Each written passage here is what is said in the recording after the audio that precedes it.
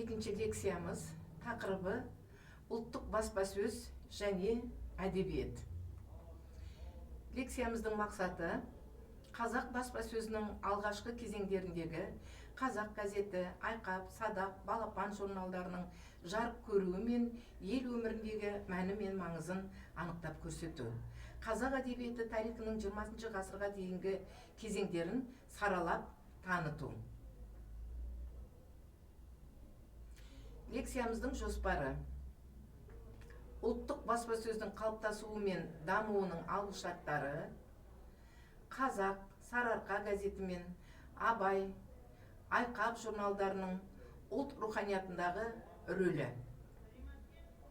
алғашқы мәдени ұйымдардың әдеби дамуға әсері.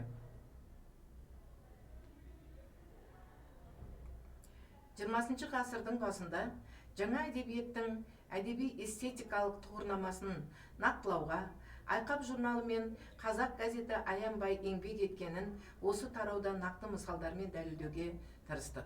Тіпті жекелеп сөз қылған қалам қайраткерлерінің көркемдікке, жалпы әдебиетке қатысты көп мұрасы осы басылымдарда жарияланғаны да олардың руханият тақырыбындағы мерейі мен маңызын арттырса керек.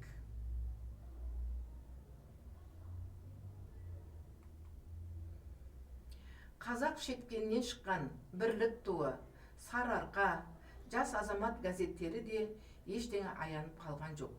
Қазірше біз бір нөмірмен де таныса алмай отырған Алаш ұранды, Ұран газеттері де Қазақ газетінің ақпарына қарағанда ұлттың рухани өмірін айналып өтпеген.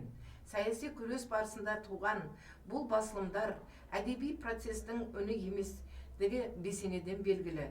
Алайда әдебиет ұлт қозғалысынан шет қалмағандықтан аталған мәселе ол кезде өзгеше бетерде қаралды. Мысалы, Бірлік туында жарияланған Міржақып Дулатұлының Николайға шағым хат фельетоны, Серке Қожанұлының Қайтейін, Бейімбет Майлинұлының Не жаздым құдай өлеңдерін сол шақтың шындығымен ғана түсіндіре аламыз. Серке 1907 жылы, Қазақстан 1911-13 жылдары, Ешім даласы газеті 1913 жылы, Айқап 1911-15 жылдары журналы және жалпы қоғамдық саяси һәм тәжірибе таратқан Қазақ 1913-15 жылдары қазақ ұлтының саяси әлеуметтік ой санасына түрткі салып, заманның көкейкесті мәселелерін қозғады. Отарлық саясаттың езгісінде отырған қазақ халқының бостандығы мен азаттығын аңсап, ел жұртың ғылымы мен білімі өркендеген халықтар санатында көруді қалады. Қазақ зиялыларының ағартушылық демократтық бағыттағы күрескерлік идеяларын өрістете түсуіне 1905-7 жылдардағы орыс революциясының да әсері болмай қойған жоқ. Патша әкімшілігінің революциялық дүмпуден кейін шарасыздықтан бұратана халыққа кейбір еркіндіктер беру себепті 1915 жылғы 17 октябрь манифесін айтамыз. Қазақтың алдыңғы қатарлы зиялыларының үгіт-насихаттық, әдеби шығармашылық қызметтеріне жол ашылып, ел сөзін сөйлеуге аз да болса мүмкіндік туды. Бұл ең алдымен қазақ даласындағы европалық дәрежедегі білімі бар зиялылардың сан жағынан алғанда Орта Азияны мекендеген халықтар ішінде біршама жоғары тұрғандығынан еді.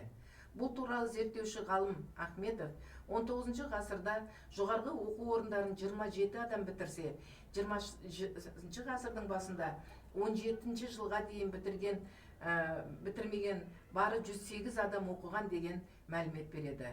Бұлардың ішінде Бөкейханов, Досмұхамедов, Халел Досмұхамбетов, Лапин, Тынышбаев, Мұхамеджан, Мұстафа Шоқай, Қаратаев және тағы басқа қайраткерлер бар еді.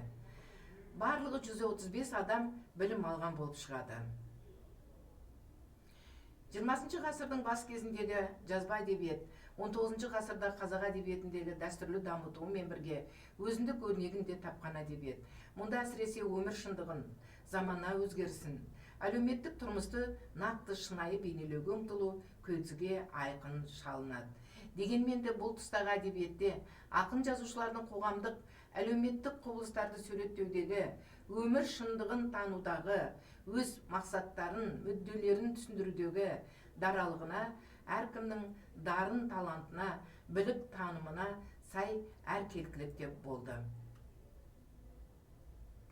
Қазақ газеті өзінің 5 тамыздағы санында бірінші жалпы қазақ съезінің қаулысында көрсетілген партия жобасын жасау туралы міндеттеменің орындалмай жатқандығы туралы Жанша Досмағамбетовтың хатын жариялады. Осыған байланысты газет жалпы қазақ съезінің қаулысына сүйене отырып, партиямыздың аты Алаш болсын, газетіміздің баспахана қызметкерлерінің ерелуіне байланысты кешігіп шығуынан барлық облыстарға телеграмма жіберілді деп алғаш партияның атын атаған болады.